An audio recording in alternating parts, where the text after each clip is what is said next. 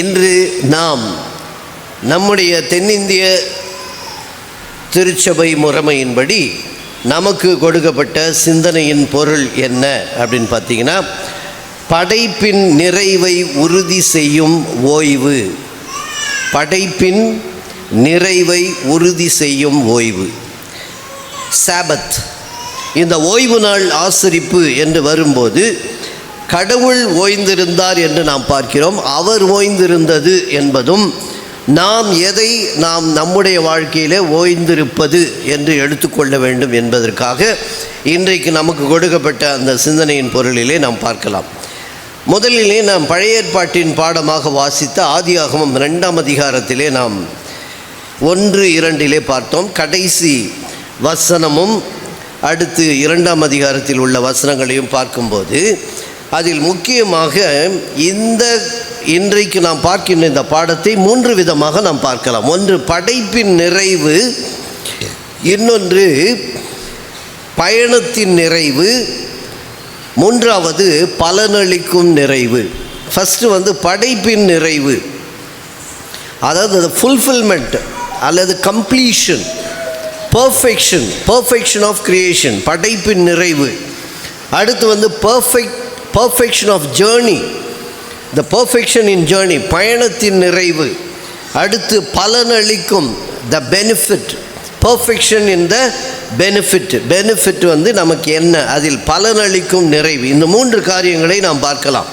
அதிலே முதலாவது நாம் பார்ப்பது படைப்பின் நிறைவு. படைப்பின் நிறைவு என்று வரும்போது என்ன அப்படின்னு பார்க்கும்போது, கிரியைகளை முடித்த பின்பு ஆசீர்வதித்து அதை பரிசுத்தமாக்கினார். 2ஆம் அதிகாரம், ஆதியாகமம் 2ஆம் அதிகாரம் 3ஆம் வசனத்திலே பார்த்தீர்கள் என்றால், தாம் சிருஷ்டித்து உண்டு பண்ணின தம்முடைய கிரியைகளை எல்லாம் முடித்த பின்பு அதிலே ஓய்ந்திருந்தபடியால் 7ஆம் நாளை ஆசீர்வதித்து அதை பரிசுத்தமாக்கினார். அவர் அதை ஆசீர்வதித்து பரிசுத்தமாக்கினார். The perfection of the completion. அந்த கம்ப்ளீஷன் கிரியேஷனில் எப்படி அவர் முடிவாக அதை முடித்தார். முடித்ததில் பாருங்கள், கிரியைகளை எல்லாம் முடித்த பின்பு. ஓய்வு என்பது எப்போ? கிரியைகளை முடித்த பின்பு. நம்ம என்ன பண்ணுறோம்? ஓய்வு எடுத்துகிட்டு நான் கொஞ்சம் முதல்ல ரெஸ்ட் எடுத்துக்கிறேன், அப்புறம் வேலைக்கு போகிறேன். கிரியைகளை முடித்த பின்பு தான் ஓய்வு. ஹல்லேலூயா.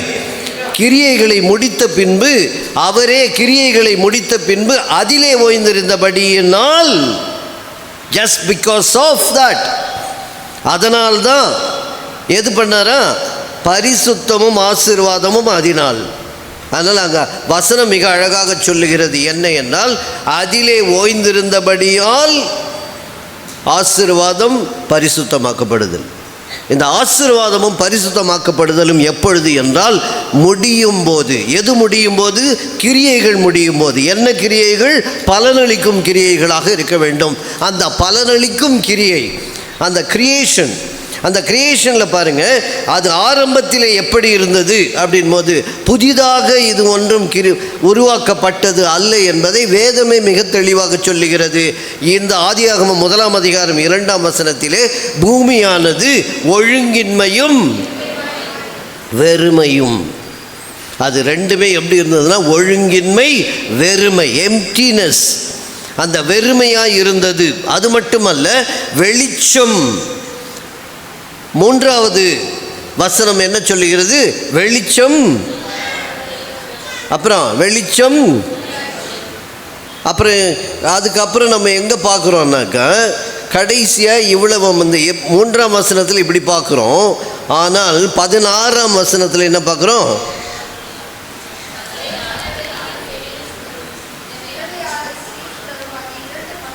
அப்போ சூரியனும் சந்திரனும் எப்போ வந்தது? வெளிச்சம் வந்ததுக்கு அப்புறம் தான் வந்தது. வெளிச்சம் உண்டாக கடவது, வெளிச்சம் உண்டாக கடவது என்று சொன்னார். ஆனால் உலகிற்கு ஒளி என்பதற்கு தனியே 2 சுடர்களை அவர் கொடுத்தார். 2 சுடர்கள் பின்பு தான் நமக்கு கொடுக்கப்பட்டது. முதலிலே வெளிச்சம் உண்டானது. அது பூமிக்கு, ஒழுங்கின்மையான பூமிக்கு, வெறுமையாக இருந்த பூமிக்கு அவர் வெளிச்சமாக இருந்தார். ஆனால் நம்மை படைத்த பின்பு நம்மை ஆள நமக்காக பகலையும் இரவையும் பிரிப்பதற்காக பின்புதான் படைக்கப்பட்டதே ஒழிய அந்த வெளிச்சத்திலிருந்து சூரியன் சந்திரன் வரவில்லை. அந்த ஒளி சேரக்கூடாத ஒளி. ஹல்லேலூயா. அந்த ஒளி சேரக்கூடாத ஒளி, அது கடவுள் என்னும் ஒளி, அது படைப்பாளர் என்கின்ற ஒளி. அவருடைய படைப்பில் வந்தது தான் சூரியனும் சந்திரனும். நல்ல சொல்கிறேன். அப்போ உண்மையான படைப்பு உண்மையானது என்று வரும்போது இந்த 3 காரியங்கள், படைப்பின் நிறைவு, பயணத்தின் நிறைவு, பலனளிக்கும் நிறைவு என்று சொல்லப்படுகிறது. அதில் படைப்பின் நிறைவு கிரியைகளை முடித்த பின்பு, பயணத்தின் நிறைவு என்று பார்த்தால் உபாகமம் 12:9, உபாகமம் 12:9 வாசிங்க பார்க்கலாம். யாராவது? உபாகமம் 12:9.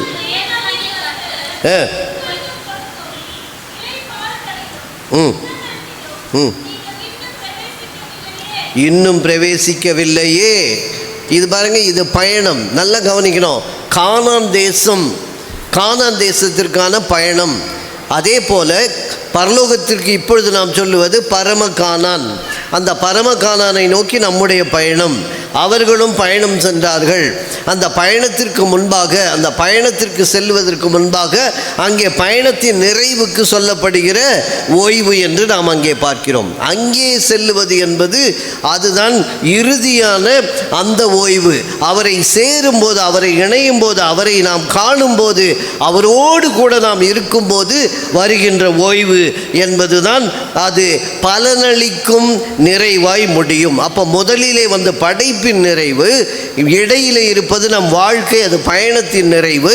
கடைசியிலே நாம் பரலோகத்திற்கு செல்லுகிறோமே, அது பலனளிக்கும் நிறைவு என்று நாம் பார்க்கிறோம். அந்த பலனளிக்கும் நிறைவு என்று வரும்போது 3 வசனங்களை நாம் பார்க்கலாம். ஒன்று பாருங்களேன், எபிரேயர் 4ஆம் அதிகாரம் இன்றைக்கு நாம் வாசித்தோம். அதிலே 9 to 11 வரை.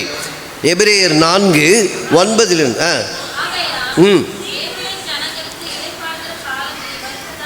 இளைப்பாறுகிற காலம் இனி வருகிறதா இருக்கிறது. ரெஸ்ட், இளைப்பாறுதலின் காலம் எப்போ? இனி வருகிறதா இருக்கிறது. அடுத்து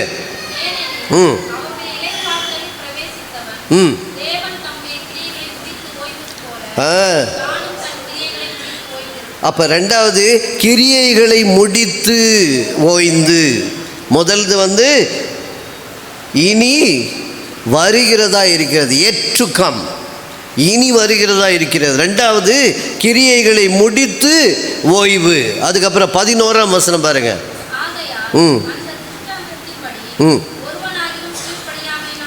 விழுந்து போகாதபடிக்கு பிரவேசிக்க ஜாக்கிரதை. அப்போ பாருங்க, பயணம் அதே தான். நான் சொன்ன 3 தான் இங்கேயும் நம்ம எபிரேயர்லேயும் அதே தான் பார்க்குறோம். 1 இனி வருகிறதா இருக்கிறது, 2 கிரியைகளை முடித்து ஓய்வு, 3 அதில் பிரவேசிக்க ஜாக்கிரதையாக இருக்க வேண்டும். we should be careful enough அப்படின்றத நம்ம பார்க்குறோம். அப்போ பயணத்தின் நிறைவு வந்து யோர்தானை கடந்து அல்லது அந்த செங்கடலை கடந்து அந்த சுதந்திரித்து குடியேறுவதற்கு முன்பாக என்றெல்லாம் நாம் அங்கே பார்க்கிறோம். இந்த 3 காரியங்களிலே எவ்விதமாக என்று பார்க்கும்போது 1 தெளிவாய் சொல்லப்படுகிறது, இனி வருகிறதா இருக்கிறது. அப்போ இன்றைக்கு நாம் பார்ப்பதற்கும் பழைய ஏற்பாட்டின் காலத்திலே சொல்லப்பட்ட ஓய்வுக்கும் இப்பொழுது நம்முடைய ஓய்வுக்கும் வித்தியாசம் இருக்கிறது. இப்பொழுது நாம் காணுகிற ஓய்வு என்பது இனி வருகிறதா இருக்கிறது. இன்னொன்று, தன் கிரியைகளை முடித்து ஓய்ந்திருப்பான். அப்போ ஆண்டவர் திரும்பி வருவதை, இதோ சீக்கிரமாக வருகிறேன், அவனவனுக்கு தக்க, எதுக்கு தக்க? கிரியைகளுக்கு தக்க பலன் என்னோடு கூட வருகிறது. அப்போ கிரியைகளின் பலன், அந்த பலனின் நிறைவு ஆகியால் அந்த கிரியைகளுக்கு தக்க பலன் தான். அப்போ இனி வருகிறதா இருக்கிறது என்பது அவருடைய வருகை அல்லது நாம் சென்று சேருவது. இந்த 2மே இனிமேல் நடக்கப் போகிறது என்பதை நாம் பார்க்க முடிகிறது. இனி வருகிறது, இனி வருவதாக இருக்கிறது. படைப்பு என்று வரும்போது மிக முக்கியமான 3 காரியங்களை நாம் பார்க்கலாம். ஆண்டவர் படைக்கும் போது வெறுமையும் இருளாகவும் இருந்தது. அந்த வெறுமையாக இருந்தது மாத்திரமல்ல, அது ஒழுங்கின்மையாக இருந்தது என்று பார்க்கிறோம். அப்போ அதில் 3 விஷயங்கள் என்ன? There was no rain, there was no farmer, there was no woman. 3 காரியங்கள். முதல்ல என்னது? அங்கே செடி கொடிகள் இருந்தது, மழை இல்லை. தோட்டம் இருந்தது, உழவன் இல்லை. 3வது மனிதன் இருந்தான், மனுஷி இல்லை. 3 காரியங்கள். அது எங்கெங்க பார்க்குறோம் பாருங்க. 2ஆம் அதிகாரம் ஆதியாகமம் 2:5 பாருங்க. 5 என்ன சொல்லுகிறது? ம் ம் ம் ம் ம் மழையை பெய்ய பண்ணவில்லை. அதனால் அது என்ன ஆயிடுச்சு? அந்த மூடு பனியின் மூலமாகத்தான் அது நனைந்தது என்று நாம் பார்க்கிறோம். அப்போ என்ன பண்ணுறாரு? அடுத்து தோட்டத்தை உருவாக்குகிறார். 8ஆம் வசனம் பாருங்க. ம்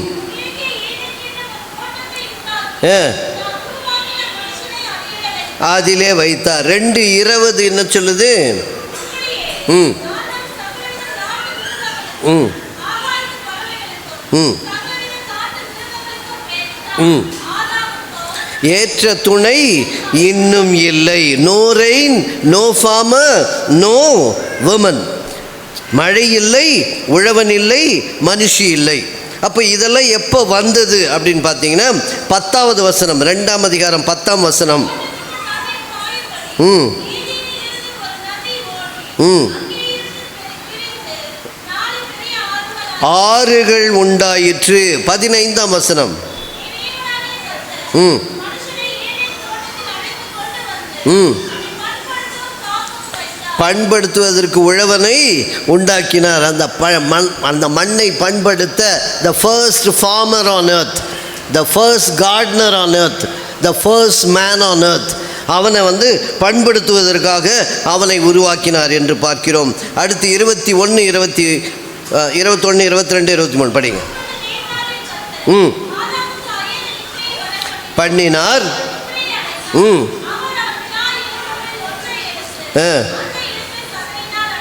ம் ம் அதுதான். ம் ம் ம் ம் அதுதான். அப்போ பாருங்கள், 3 காரியங்கள் வெறுமையாக இருந்தது. அந்த 3ஐயும் அவர் பின்புதான் நிறைவேற்றினார். அப்போ மழை இல்லை, அதற்கு பின்பாக ஆறுகள் வந்தன. தோட்டத்திற்கு உழவன் இல்லை, ஒரு உழவனை உருவாக்கினார், மனிதனை உருவாக்கினார். அந்த மனிதனுக்கு துணை இல்லை, அந்த மனிதனுக்கு துணையை உருவாக்கினார். அது படைப்பின் முழுமை, த பர்ஃபெக்ஷன் ஆஃப் கிரியேஷன். ஆனால் அவர் ஓய்ந்திருந்த ஓய்வுக்கும் இன்றைக்கு நம்மை பார்த்து ஆண்டவர் சொன்னது மத்தேயு 11ஆம் அதிகாரம் 28 பார்க்கும்போது என்ன சொல்றார்? வருத்தப்பட்டு பாரம் சுமக்கிறவர்களே, நீங்கள் எல்லாரும் என்னிடத்தில் வாருங்கள், நான் உங்களுக்கு இளைப்பாறுதல் தருகிறேன். அப்போ இந்த இளைப்பாறுதல் என்பது வேறு. இந்த இளைப்பாறுதல் என்பது வாக்குத்தத்தம். இந்த இளைப்பாறுதல் என்பது இனி வருகிறதா இருக்கிறது. இந்த இளைப்பாறுதல் என்பது என் பயணத்தின் முடிவாய் இருக்கிறது. இந்த இளைப்பாறுதல் என்பது பலனளிக்கும் நிறைவாய் அது இருக்கிறது என்பதை நாம் அறிந்து கொள்ள முடிகிறது. ஆனால் அந்த கடைசி 2 விஷயத்தில் மட்டும் பாருங்களேன். மனிதனை படைத்தது என்று வருவதும் மனுஷியை படைத்தது என்று வரும்போது 2 முக்கியமான காரியங்கள் அது ரொம்ப அழகாக பார்க்கணும். அதாவது he made and saw. 2வது he saw and felt. பார்த்தார், கண்டார் அப்படின்றது பார்க்குறோம். கண்டார் என்று வரும்போது எல்லாவற்றையும் நன்றாயிருந்தது, நன்றாயிருந்தது, நன்றாயிருந்தது, நல்லது என்று கண்டார், நல்லது என்று கண்டார்னு வருது. அப்போ இதை நம்ம எந்த வசனம் பாருங்க, இன்றைக்கு வாசித்த 31ஆம் வசனம், 1ஆம் அதிகாரம் 31ஆம் வசனம். எல்லாவற்றையும் பார்த்தார், சா. நல்லா கவனிங்க, எல்லாவற்றையும் பார்த்தார், சா. எல்லாவற்றையும் பார்த்தார், அது மிகவும் நன்றாய் இருந்தது, நல்லது அப்படின்றத இங்கே என்ன பண்ணார், சொல்லலை. நல்லது என்று கண்டார், அப்படிதான் வருது, நல்லது என்று கண்டார். அப்போ இதே 2ஆம் அதிகாரம் 18ஆம் வசனம் வாசிங்கன்னா என்ன சொல்லுது?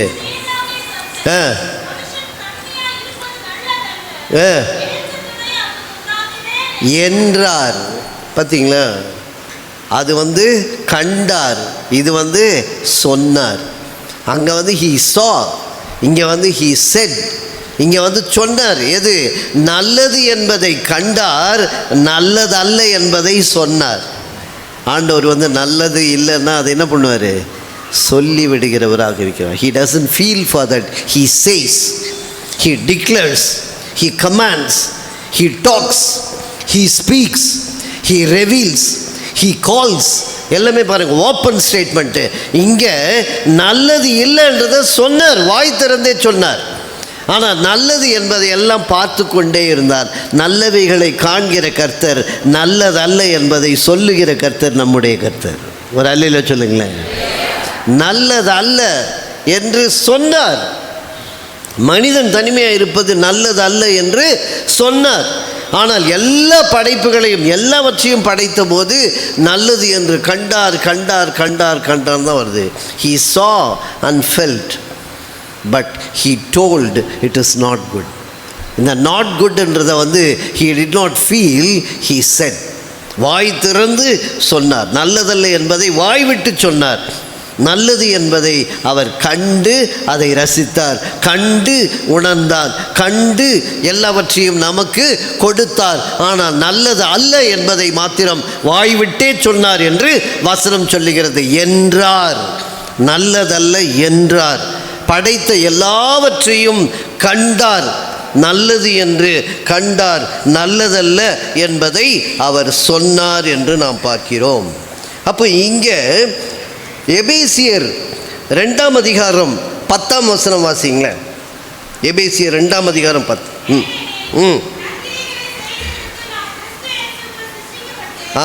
கிறிஸ்து இயேசுவுக்குள் சிருஷ்டிக்கப்பட்டு எதை நல்ல செய்ய, நற்கிரியைகளை செய்வதற்காகவே கிறிஸ்து இயேசுவுக்குள் நாம் என்ன பண்ணோம், சிருஷ்டிக்கப்பட்டோம் என்பதை நாம் அறிந்து கொள்ள வேண்டும். அதே பிலிப்பியர் 1:5 வாசிங்க. பிலிப்பியர் 1:5.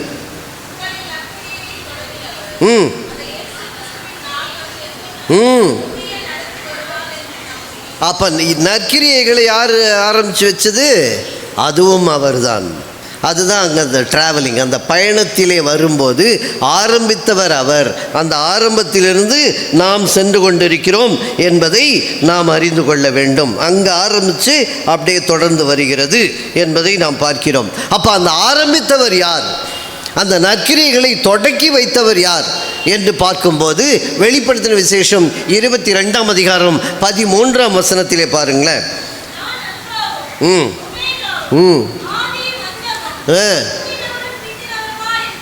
அவருக்கு எது கிடையாது, ஆரம்பமும் கிடையாது, முடிவும் கிடையாது, ஆதியும் அந்தமுமாக இருக்கிற ஒரு கர்த்தர். ஹல்லேலூயா.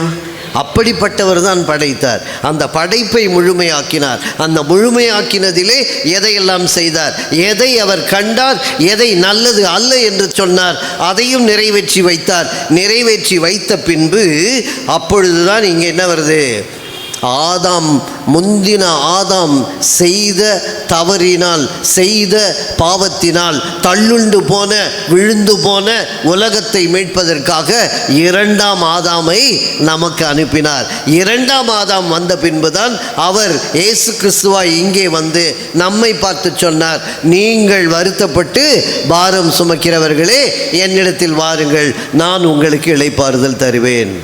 ஒரு அல்லில சொல்லாமா? ஏன் அப்படியே சோர்வாக சொல்கிறீங்க? அங்கே போய் பாருங்கள் என்ன கற்றுறான்னு. ஒரு அல்லையில சொல்லாமா? ஹல்லேலூயா. ஆகையால் நாம் எப்படிப்பட்ட கடவுளை பெற்றிருக்கிறோம், எப்படிப்பட்ட கடவுள் நமக்கு அந்த ஓய்வு என்பதை கொடுக்கிறார், எப்படி நமக்கு பலனளிக்கிறவராக இருக்கிறார், எவ்விதமாக நம்மை வழிநடத்துகிறார் என்பதை அறிந்து புரிந்தவர்களாக இருக்கின்ற நாம் என்ன அவருக்காக செய்ய வேண்டும், செய்ய போகிறோம் என்பது மிக முக்கியமான ஒன்று.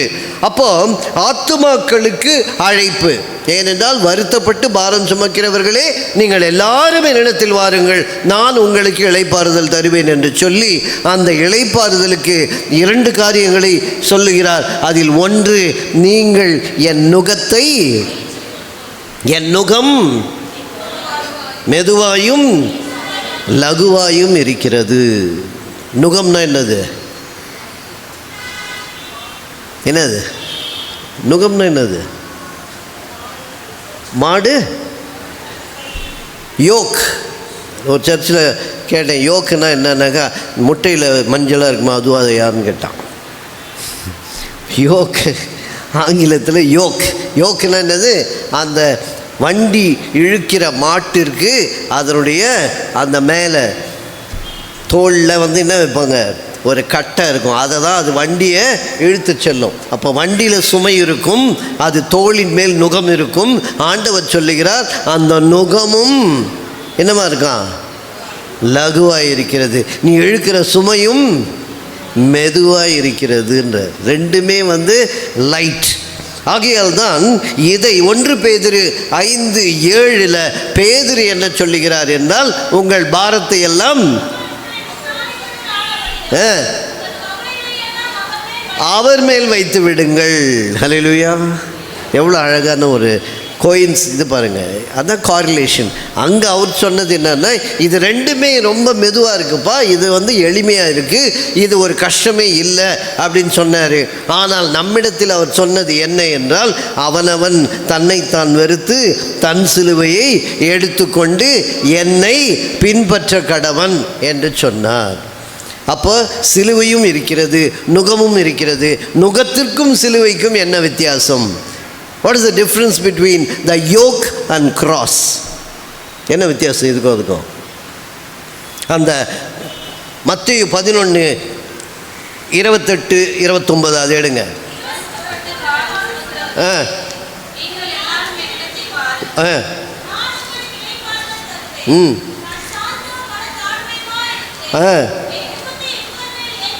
ஏற்றுக்கொண்டு கற்றுக்கொள்ளுங்கள். அப்போ நுகம் என்பது ஏற்றுக்கொள்வது, கற்றுக்கொள்வது. சிலுவை என்பது எடுத்து செல்வது. இது ஏற்றுக்கொள்வது. அந்த சிலுவை எடுத்துக்கொண்டு பின்பற்ற கடவன் என்று சொன்னதினால் சிலுவை என்பது அவரை பின்பற்ற, நுகம் என்பது அவரிடம் கற்றுக்கொள்ள. அவரிடம் கற்றுக்கொள்வது எதற்கு என்றால், இந்த உலகத்திலே நீ உலகத்தில் வாழ்வதற்கு அவரிடம் கற்றுக்கொள்ள தேவை நுகம். சிலுவை என்பது இந்த உலகத்தில் இல்லாமல், உலகத்தானாக வாழாமல், உலகத்தை விட்டு வெளியே வருவதற்கு எடுத்துக்கொள்ள வேண்டியது சிலுவை. சிலுவை பின்பற்றுவதற்கு, நுகம் கற்றுக்கொள்வதற்கு. ஹல்லேலூயா. அதான் இந்த ரெண்டுத்துக்கும் உள்ள வித்தியாசம். அப்போ நுகம் மூலமாகத்தான் நம்ம இந்த வாழ்வில், இந்த வாழ்க்கையில், இந்த உலகத்தில், இந்த பயணத்தில் நான் வாழ முடியும். இது என்னை ஓய்வுக்கு எடுத்து செல்லும், என்னை இளைப்பாறுதலுக்கு எடுத்து செல்லும். அந்த இளைப்பாறுதலுக்கு முன்பாக இந்த உலகத்திலே எனக்கு தேவை நுகம். அந்த உலகத்திற்கு செல்வதற்கு எது எனக்கு தேவை என்றால் சிலுவை. சிலுவை இல்லாமல் அந்த உலகத்திற்கு நீ செல்ல முடியாது. நுகம் இல்லாமல் இந்த உலகத்தில் நீ வாழ முடியாது. அது இளைப்பாறுதல், இங்கே கற்றுக்கொள்வது. இது பயணம், அது முடிவு. ஹல்லேலூயா. மறுபடியும் ஆளே இல்லையா? இந்த 2 முக்கியமான காரியங்களை நாம் பார்த்து அறிந்து கொள்ள வேண்டும். ரோமருக்கு எழுதின நிருபம் 5ஆம் அதிகாரம் 1ஆம் வசனம் வாசிங்களேன்.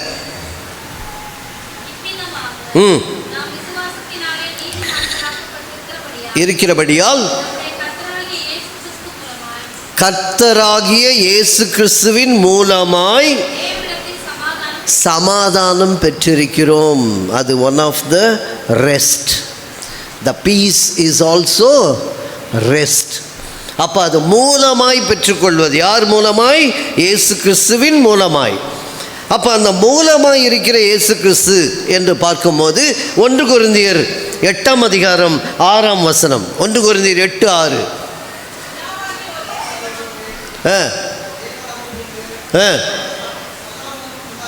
அவர் மூலமாய் சகலமும் உண்டாயிருக்கிறது, அவருக்குள் நாமும் உண்டாயிருக்கிறோம், ஒரே கர்த்தரும். ஆமாம், அப்புறம் அவர் மூலமாய் நாமும். அப்போ டோட்டல் கிரியேஷனும் எங்கே ஃபினிஷ் ஆகுது? ஜீசஸ் இல்லாமல் அது ஃபினிஷ் ஆகலை. So he was the creator. ஆதியிலே வார்த்தை இருந்தார், அந்த வார்த்தை கடவுளோடு இருந்தார், அந்த வார்த்தை கடவுளாகவே இருந்தார். அவர் மூலமாகத்தான் இவைகள் எல்லாம் உண்டானது. அவர் இந்த உலகத்திற்கு மனு அவதாரமாக, மனுஷ அவதாரமாக வந்தார். வந்தவர் தான் நம்மிடத்திலே சொன்னார், வருத்தப்பட்டு பாரம் சுமைக்கிறவர்களே என்னிடத்தில் வாருங்கள், உங்களுக்கு ஓய்வு தருகிறேன். What is the rest in Old Testament? What is the rest in New Testament? And this is also covenant, and that is also covenant. That is old covenant and this is new covenant. அந்த புதிய உடன்படிக்கைக்குள்ளாக வரும்போது நம்முடைய ஓய்வு எவ்விதமாக இருக்கிறது என்பதை நாம் அறிந்து கொள்வதற்கு. அப்போ அவருடைய இன்னொரு முக்கியமான காரியம் என்ன என்று பார்த்தீர்கள் என்றால் 2 கொரிந்தியர் 4:6 வாசிங்க. 2 கொரிந்தியர் 4:6.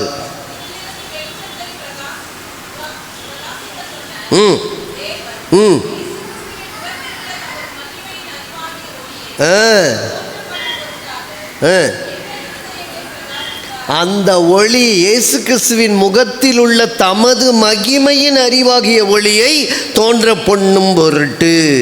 அங்கே பகலையாள இரவையாள 2 சுடர்கள், ஆனால் புதிய உடன்படிக்கையிலே ஒரே சுடர். அந்த ஒரே சுடர் இயேசு கிறிஸ்து. அவர் தான் நமக்கு ஒளியை தருகிறவராக இருக்கிறார். அப்போ மத்தேயு 5:14 நீங்கள் உலகத்திற்கு வெளிச்சமாக இருக்கிறீர்கள். அந்த வெளிச்சம் இவர் முகத்திற்கு வந்து அந்த முகத்திலிருந்து என் முகத்திற்கு வந்து என் முகத்தில் உள்ள ஒளி இந்த உலகத்திற்கு செல்லுகிறது. நான் உலகத்திற்கு வெளிச்சமாக இருக்கிறேன். ஹல்லேலூயா. அப்போ அவரை வந்து அங்கே தோட்டம் இருந்தது, உழவன் இல்லை, அவன் பண்படுத்த என்று சொன்னார். நம்மிடத்திலே சொல்லுகிறார், நீங்கள் பூமிக்கு உப்பாய் இருக்கிறீர்கள். உப்பு எதுக்கு? பதப்படுத்துவதற்கு. ப்ரிசர்வேட்டரியே உப்பு தான் இல்லையா? டெட் பாடியாக இருந்தாலும் உப்பு தான் அதில் உள்ளே போடுறான். கெட்டு போகாமல் இருக்கணும்னா உப்பு. பதம். இந்த உலகம், இந்த பூமி பாதுகாக்கப்பட வேண்டும் என்றால் நாம் உப்பாக இருக்க வேண்டும். இந்த உலகம் இருளுக்கு செல்லாமல் இருக்க வேண்டும் என்றால் நாம் வெளிச்சமாக இருக்க வேண்டும். ஆகையால் ஒழுங்கின்மையும் வெறுமையுமாய் இருந்ததை அவர் செய்து முடித்தார். செய்து முடிக்க அவர் இருந்தார். யார் இருந்தார்? ஆதியிலே வார்த்தையாய் இருந்தவர். பின்பு இங்கே மாம்சீகமாக வந்தார். மாம்சீகமாக வந்தவர் நமக்கு இளைப்பாறுதல் கொடுக்க அழைப்பினை கொடுத்தார். அழைப்பினை கொடுத்தவர் 2 காரியங்களை சொன்னார். ஒன்று நுகம், இன்னொன்று சிலுவை. அந்த நுகம் என்பது இந்த உலகத்திற்கு, சிலுவை என்பது அந்த உலகத்திற்கு. ஹல்லேலூயா. ஆகையால் இந்த படைப்பின் நிறைவை உறுதி செய்வதற்காக நாம், அதனால தான் இந்த ரெஸ்ட் அப்படின்றதுக்கு அந்த வேர்டே உங்களுக்கு கிரீக் டேர்மில் வந்து பார்த்தீங்கன்னா கேட்டாபாசிஸ் அப்படின்னு சொல்லுவாங்க. கேட்டாபாசிஸ். அந்த கேட்டாபாசிஸ்ன்றதுக்கு உண்மையான பொருளே என்ன என்றால் டு சீஸ், அதாவது அதை முடிப்பது என்று அர்த்தம். இல்லைன்னா இன்னொன்று டு ஸ்டாப் சம்திங். அந்த டிக்ஷனரியில் அப்படி தான் மீனிங் கொடுத்துருக்கு. To stop something. ரெஸ்ட்னா என்ன அர்த்தம்? To stop something. To stop சம்திங்னா என்னது? ஒன்றை நிறுத்துவது என்று அர்த்தம். எதை நிறுத்துவது? நற்கிரியைகளை செய்து முடித்து. ஆகையால் தான் அவர் கிரியைகளை முடித்த போது அவர் கடைசியாக முடிந்தது என்று சொன்னார். நம்ம என்ன சொல்கிறோம்? ஏதோ என்னால் முடிஞ்சது. அவர் சொன்ன முடிஞ்சதுக்கும் நம்ம சொன்ன முடிஞ்சதுக்கும் வித்தியாசம் இருக்குது. நம்ம என்ன சொல்லுவோம்? ஏதோ என்னால் முடிஞ்சது. இப்போது நீங்கள் என்ன சொல்லுவீங்க? டைம் ஆயிடுச்சு, முடிஞ்சுது அப்படின்னு நினச்சிருவீங்க. come into the word of God. It gives you life. வார்த்தை நமக்கு ஜீவனை கொடுக்கிறது. You get into the word of God, that gives you life. இதுதான் உன்னை உயிர்ப்பிக்கிறது. ஏனென்றால் அதுக்குள்ளே போனோம். பைபிள் படித்தா தூக்கம் வரும். என்ன எப்படி சொல்லிட்டாரு கடைசியில்? பைபிள் படித்தா தூக்கம் வரும், படிக்கலைன்னா தூக்க ஆள் வரும். அதனால் என்ன பண்ணலாம், படிச்சிருங்க. எனக்கு இந்த வாழ்வு, இந்த நிறைவு, இந்த பயணத்தின் நிறைவு என்னை எங்கே கொண்டு செல்கிறது என்பது முக்கியம். Where am I going? What is my end? How do I finish my life?